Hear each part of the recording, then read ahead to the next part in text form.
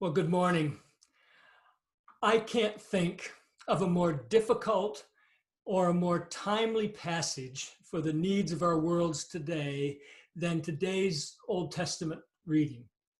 Today, on World Refugee Sunday, we find a story of a refugee, of an outcast, and today, in the midst of our world in which we find it, in the midst of a fresh consciousness of the racial unrest and deep-seated prejudice that has plagued our country since before its founding, we find the story of the mistreatment of a slave girl, front and center of the history of God's chosen people. Today, because my time is short, my goal is modest, I simply want to introduce you to Hagar. Hagar, one of the ancestors in the family tree of all people of biblical faith. And in introducing you to Hagar, I would invite you perhaps to see something afresh about the heart of God. Today's passage in Genesis 21 is really part 2 of the story of Hagar and Ishmael that began earlier in chapter 16. So if you have a Bible or a device handy, I'd encourage you to have it open to chapters 16 and 21 of Genesis. Hagar, as you may know, is the slave girl of Sarai. That's Abram's wife. And in chapter 16, their names are Sarai and Abram. By the time we get to 21, their names have been changed as God's chosen people to Sarah and Abram, same people. Hagar is the slave girl of Sarai. Hagar is a young African girl from the region of Egypt. Many think that her original North African Egyptian name is probably lost and that Hagar is her Hebrew name. Hagar, a stranger or a resident alien, or more literally, one who has been dragged off. And so this morning, let me introduce you to your ancestor Hagar as it unfolds in this two-part story. The first thing I want to observe from these passages is that Hagar is a person whose God-given human agency is denied and whose identity is erased. Her human agency is denied, her identity is erased. She's a slave girl. At some point in her childhood, we don't know exactly when, she was torn away from her home and reinserted into another. But now, even without the few rights that she may have been afforded in her own culture as a girl and as a young woman, now she had become a slave. It's here already that we begin to see something of the murky waters of cultural entanglement. The Bible, the sacred text, makes no attempt to cover up that our ancestors, Abram and Sarai, were involved and complicit in a slave culture in which, whether benevolently or maliciously, a human being was kept or owned and treated as property for the well-being of persons in charge. Now, this may, of course, sound offensive to our ears today. We don't believe that we would treat people like this, but it was a part of the culture of the time, and like it is for all people then and now, it's a rare thing for anyone to be able to rise above and consistently follow a path that is radically different from the predominant culture. This was the way things were done, and even though it was never right and just in the eyes of God, and even though it never reflected God's creative dream, it was then, as it perhaps is even in our day, a part of the structural, systemic part of the cultural norm. And sadly, the father and mother of our Judeo-Christian faith family participated in it. So here is Hagar, cut off from all ties to her former life, cut off from all of her native cultural customs and traditions, essentially a nameless girl whose new name is only a descriptive reference, perhaps, of her lost identity, stranger, alien, the dragged off one. Notice that nowhere in this two-part story, neither chapter 16 nor 21, do either Sarai or Abram call her by name. They only refer to her as my slave girl or your slave girl, no name, just possessive pronouns. She's a person who is fully objectified. She's a person whose God-given human agency is denied and whose identity is erased. And then secondly, we need to observe, as I introduce Hagar, that as an inevitable result, Hagar becomes a person who is subject to abuse and oppression. Sarai, with Abraham's complicity, schemes up a plan. The result was that they take things into their own hands, assuming that their own insight on how to get offspring, how to fulfill God's plan, was an accurate picture of God's own desire. Yet another characteristic of fallen culture, when a people assumes that its perspective of things matches God's perspective of things. And so, with no voice in the matter at all, Hagar is forced to have intimate relations with Sarai's husband, Abram. And then when the plan works, she conceives the child that she had no choice in creating. She's treated harshly by Sarai, who herself is now threatened by her slave girl who's pregnant with her husband's child. There's a poignant irony in the word that's used for Sarai's harsh treatment of Hagar, because the same term later on is used for Egypt's oppression of the Hebrew people. It got so bad for Hagar that she felt she had no other choice but to flee. She's a pregnant young woman. She's likely a teenager. She is a person without hope and suicidal. And all of the characters in the story were ready to just let fate play itself out.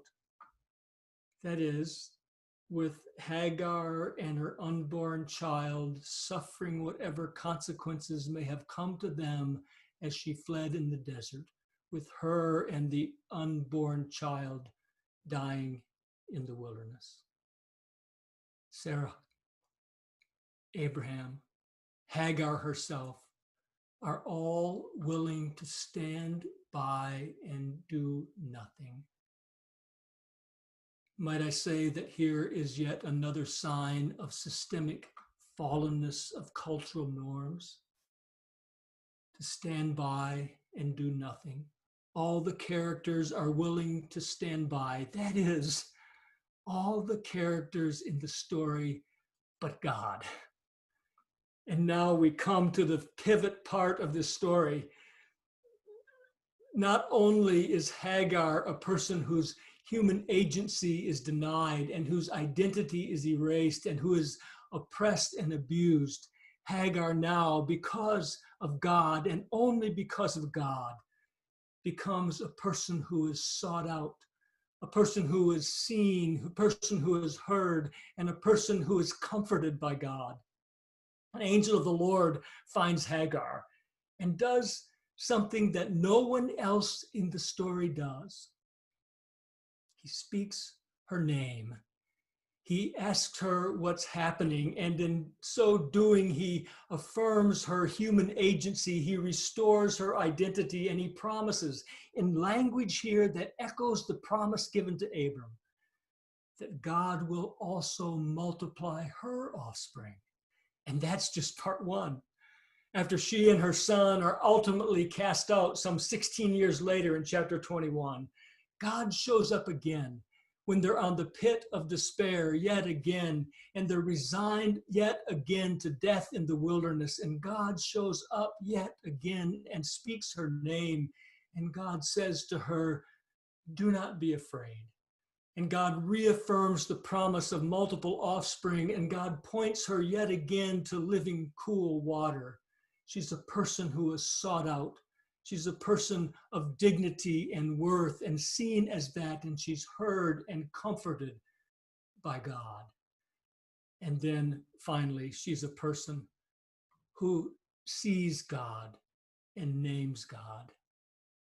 This is so astounding that this slave girl from Africa becomes the only person in the Old Testament who actually names God. Hagar is dumbfounded and overjoyed that she sees God and lives. So she becomes the only person in the Hebrew Bible to name God, and she calls God El Roi, the God who sees. Notice that she names God out of her own experience. Sounds a lot like the great African-American spirituals, doesn't it? That were born out of the slaves' trust in God amid the awful horrors of human slavery. Songs like "Swing Low, Sweet Chariot," or "Sometimes I Feel Like a Motherless Child," or "Nobody Knows the Trouble I've Seen," or "Steal Away to Jesus," or "Go Down Moses," or "Wade in the Water," a song of the Underground Railroad that was prompting the slaves as they made their way to refuge, to walk in the rivers and the streams so that the dogs could not catch their scent. Sarah is a person who Hagar is a person who in the midst of her oppression is seen and heard and loved by God, and she's a person who sees and names God. So there's a brief sketch of one of our oft-forgotten relatives in the family of faith. As Phyllis Tribble has so memorably put it, that Hagar becomes a symbol of the oppressed. Hagar becomes many things to many people, and particularly in our day, all sorts of rejected people, rejected women particularly find their stories in her, but all rejected people. She's the faithful maid exploited. She's the Black woman used by the male and abused by the female of the ruling class. She is the surrogate mother, the resident alien without any legal recourse. She's the other woman. She's the runaway youth. She's the pregnant young woman alone. She's the expelled wife. She's the divorced mother with child.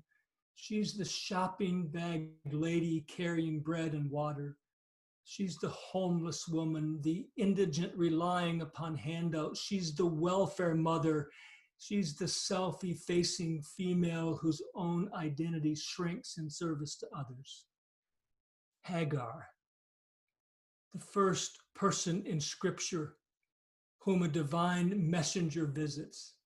Hagar, the first woman to hear an annunciation from the voice of God. Hagar, the only woman to receive a divine promise directly of descendants.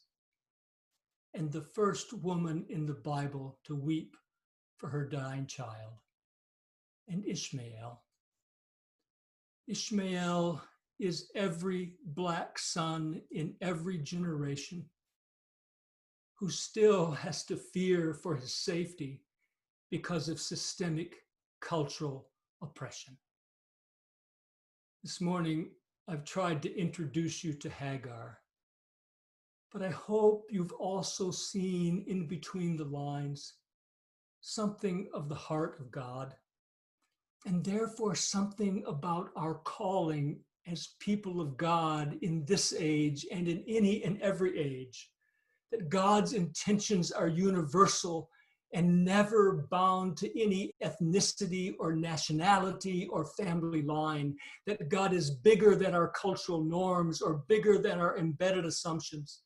God is always turned toward the outcast, the marginalized, the disempowered, and the mistreated. People of true biblical faith will always be about the business of noticing, seeing, seeking out, blessing others in the name of this God, participating in the lives of others, lifting them up, holding them close, pointing toward springs of living water, and giving them hope. Dear friends, may God help us. Amen.